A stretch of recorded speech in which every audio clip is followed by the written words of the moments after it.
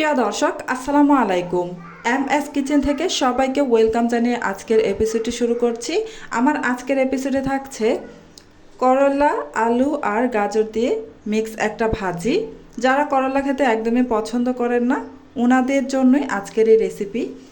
ওনারা চাইলে এই করলার সাথে আলু আর গাজর মিক্স করে ভাজি করে খেতে পারেন। খুব বেশি ভালো লাগে, তিতা ভাব একদমই লাগে না। আপনারা চাইলে একবার বাসায় ট্রাই করে দেখতে পারেন। আশা করছি আপনাদের কাছেও ভালো লাগবে। চলুন তাহলে রেসিপিটা শুরু করি। প্রথমেই চুলায় একটা কড়াই বসিয়ে গরম করে এতে আমি হাফ কাপ পরিমাণ সয়াবিন তেল দিয়ে দিলাম। এবার তেলটা গরম হয়ে গিয়েছে, এখন আমি এতে 2টি তেজপাতা মাঝখান থেকে ছিঁড়ে তারপর দিয়ে দিলাম। সাথে দিয়ে দিচ্ছি কালো জিরা 1 চা চামচের 3 ভাগের 1 ভাগ। এবার 10 সেকেন্ডের মতো একটু নেড়ে ভেজে নেব। 10 সেকেন্ড ভেজে নেওয়া হয়ে গেছে, এখন আমি এতে 2টি বড় সাইজের পেঁয়াজ কুচি দিয়ে দিলাম। পেঁয়াজের পরিমাণটা আপনারা আপনাদের পছন্দ মতো বাড়িয়ে বা কমিয়ে দিতে পারেন। এবার আমি এতে বেশ কিছু কাঁচামরিচ দিয়ে দিলাম। এই কাঁচামরিচের পরিমাণটাও আপনারা আপনাদের পছন্দ মতো দিয়ে দিবেন, যে যেমনটা ঝাল খেতে পছন্দ করেন। কিছুক্ষণ নেড়ে চেড়ে আমি ভেজে নেব, খুব বেশি ব্রাউন কালার করে ভাজবো না। হালকা নরম হয়ে গেলে তারপর আমি এতে দিয়ে দিচ্ছি গাজর। আমি এখানে 250 গ্রাম পরিমাণ গাজর খোসা ছাড়িয়ে খুব ভালোভাবে ধুয়ে পরিষ্কার করি তারপর কুচি করে কেটে নিয়েছি। সাথে আমি সম পরিমাণ আলু কুচি করে তারপর দিয়ে দিলাম।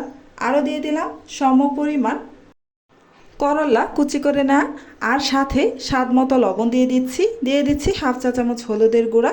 এই হলুদের গুঁড়াটা জাস্ট দিয়ে দিচ্ছি সুন্দর একটা কালার আসার জন্য। আপনারা চাইলে স্কিপ করতে পারেন। অনেকে আছেন যে কোনো ভাজিতে হলুদের গুঁড়াটা ইউজ করেন না, আবার অনেকেই আছেন ইউজ করেন। যাদের পছন্দ না বাদ দিতে পারেন, তবে আমি খুব সুন্দর একটা কালার আসার জন্য হলুদের গুঁড়া ইউজ করেছি। এবার বেশ ভালোভাবে নেড়ে চেড়ে মিশিয়ে নিচ্ছি। খুব ভালোভাবে নেড়েচেড়ে মিশিয়ে না হয়ে গেছে, এখন আমি ঢাকনা দিয়ে ডেকে চুলার আঁচ হাই ফ্লেমে রেখে রান্না করব প্রায় 3 মিনিটের মতো। চুলার আঁচ লো হিটে রেখে এই ভাজিটা করা যাবে না, চুলার আঁচ হাই ফ্লেমে রেখে তারপর ভাজিটা করবেন। এতে করে ভাজিটা খেতেও ভালো লাগবে আর তিতা ভাব তো একদমই লাগবে না। এই তো 3 মিনিট পর আমি ঢাকনাটা খুলে তারপর আবারও একটু নেড়ে চেড়ে দিচ্ছি। প্যানের গায়ে এখনও একদমই লেগে যায়নি। আবারও নেড়ে মিশিয়ে না হয়ে গেছে ভালোভাবে। এবার ঢাকনা দিয়ে ডেকে আরও 3 মিনিটের জন্য রেখে দিচ্ছি। চুলার আঁচ এ পর্যায়েও হাই ফ্লেমে থাকবে। এই তো আরও 3 মিনিট পর ফিরে এসেছি, ঢাকনাটা খুলে নিলাম। আমার ভাজিটা সম্পূর্ণ সিদ্ধ হয়ে গেছে। এবার আমি হাফ কাপ পরিমাণ ধনিয়া পাতা কুচি অ্যাড করে দিচ্ছি খুব সুন্দর একটা ফ্লেভার আসার জন্য। সাথে দিয়ে দিচ্ছি কয়েকটি কাঁচামরিচের ফালি। এই লাস্ট পর্যায়ে এসে কাঁচামরিচের ফালি ইউজ করলে খুব সুন্দর একটা ভাজির মধ্যে ফ্লেভার ছড়ায়, খেতে খুব ভালো লাগে।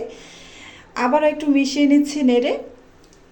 এবার ঢাকনা দিয়ে ডেকে 1 মিনিটের মতো রাখবো, চুলার আঁচ হাই ফ্লেমেই থাকবে। এই তো 1 মিনিট পর ঢাকনাটা আমি খুলে নিয়েছি, আমার ভাজিটা হয়ে গেছে। এবার নামিয়ে পরিবেশন করে নিয়েছি। দেখতেই পাচ্ছেন কত সুন্দর একটা কালার এসেছে, আর এই ভাজিটা খেতে একদমই তিতাভাব হয়নি। আজকের মতো এখানেই শেষ করছি। আপনারা অনেক বেশি ভালো থাকবেন, সুস্থ থাকবেন।